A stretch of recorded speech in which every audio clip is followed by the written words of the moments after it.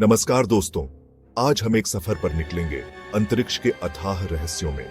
यह सफर हमें उन रहस्यमय जगहों पर ले जाएगा जहां इंसानी कल्पना भी नहीं पहुंच पाई है। हम बात करेंगे दो अद्भुत चीजों की, ब्लैक होल और हमारा ब्रह्मांड। ब्लैक होल जो अपने अंदर सब कुछ समा लेता है और ब्रह्मांड जो अनंत विस्तार में फैला हुआ है।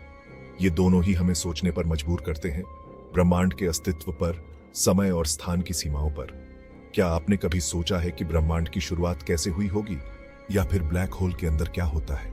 ब्लैक होल अंतरिक्ष में वो जगह जहां गुरुत्वाकर्षण इतना शक्तिशाली होता है कि कुछ भी नहीं बच सकता, यहां तक कि प्रकाश भी नहीं।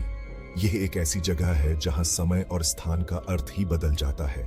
दूसरी तरफ हमारा विशाल ब्रह्मांड अरबों खरबों सितारों, ग्रहों और आकाश गंगाओं का घर।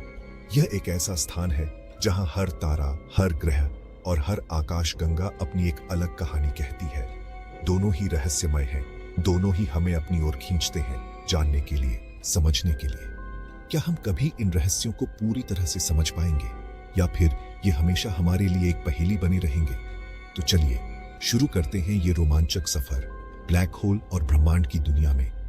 इस सफर में हम जानेंगे कि कैसे वैज्ञानिक इन रहस्यों को सुलझाने की कोशिश कर रहे हैं। क्या ब्लैक होल ब्रह्मांड को निगल सकते हैं? ये एक सवाल है जो वैज्ञानिकों को हमेशा से परेशान करता रहा है। क्या ब्रह्मांड हमेशा से ऐसा ही था, या फिर यह समय के साथ बदलता रहा है? इन सवालों के जवाब ढूंढने के लिए हमें ब्रह्मांड की उत्पत्ति और विकास की कहानी को समझना होगा। इन सवालों के जवाब ढूंढने की कोशिश करेंगे हम इस एपिसोड में। हम जानेंगे कि कैसे वैज्ञानिक इन गूढ़ सवालों के जवाब खोजने के लिए अत्याधुनिक तकनीकों का उपयोग कर रहे हैं। तो बने रहिए हमारे साथ। कौन बनेगा करोड़पति में, एक ऐसे सवाल के साथ जो हमें ब्रह्मांड की गहराइयों में ले जाएगा। इस सफर में हम जानेंगे कि कैसे ब्रह्मांड के रहस्यों को सुलझाने की कोशिशें की जा रही हैं, और क्या हमें कभी इन सवालों के जवाब मिल पाएंगे। ब्लैक होल, यह नाम सुनते ही एक रहस्यमयी और भयावह छवि हमारे मन में उभरती है। नाम से ही पता चलता है, एक ऐसा छेद जो सब कुछ अपने अंदर समेट लेता है। लेकिन क्या आप जानते हैं कि ये ब्लैक होल कैसे बनते हैं? एक ऐसा छेद जो सब कुछ अपने अंदर समेट लेता है। यह प्रक्रिया बहुत ही जटिल और अद्भुत होती है। लेकिन ये छेद बनते कैसे हैं? जब एक बहुत बड़ा तारा अपने अंत की ओर बढ़ता है तो अपने ही गुरुत्वाकर्षण के कारण सिकुड़ने लगता है। यह सिकुड़न इतनी तीव्र होती है कि तारा अपने ही भार के नीचे दबकर एक बिंदु में सिमट जाता है। जब एक बहुत बड़ा तारा अपने अंत की ओर बढ़ता है तो अपने ही गुरुत्वाकर्षण के कारण सिकुड़ने लगता है। यह प्रक्रिया इतनी तीव्र होती है कि तारा एक बिंदु में सिमट जाता है, जिसे कहते हैं सिंगुलैरिटी। सिंगुलैरिटी।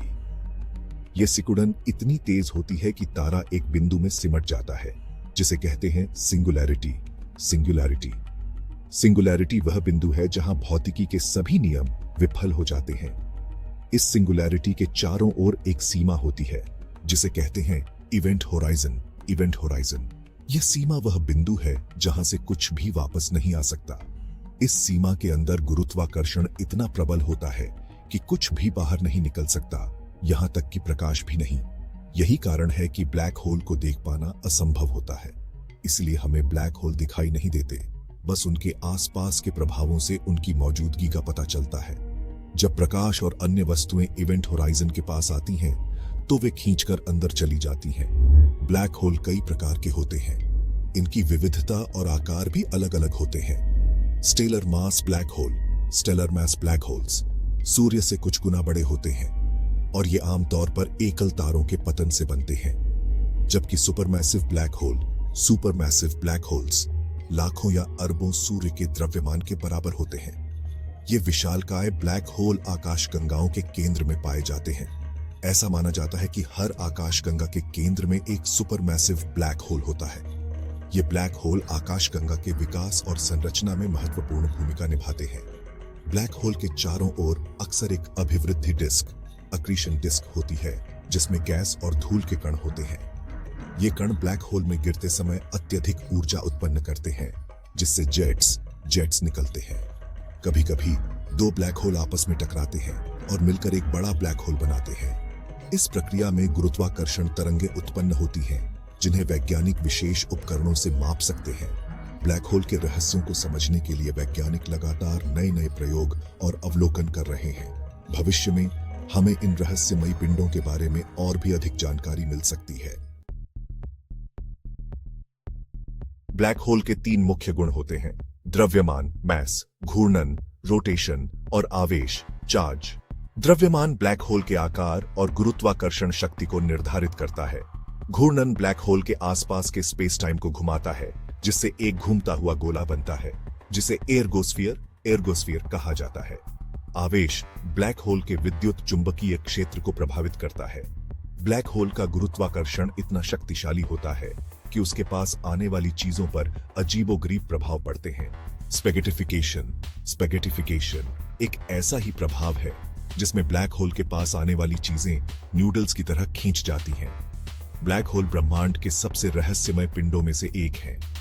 इनके बारे में जानने के लिए वैज्ञानिक लगातार रिसर्च कर रहे हैं। अब बात करते हैं ब्रह्मांड की। यह वह स्थान है जहां हम रहते हैं और यह हमारे अस्तित्व का आधार है। हमारा ब्रह्मांड अरबों खरबों आकाश गंगाओं, तारों, ग्रहों, धूल और गैस का विशाल समूह है।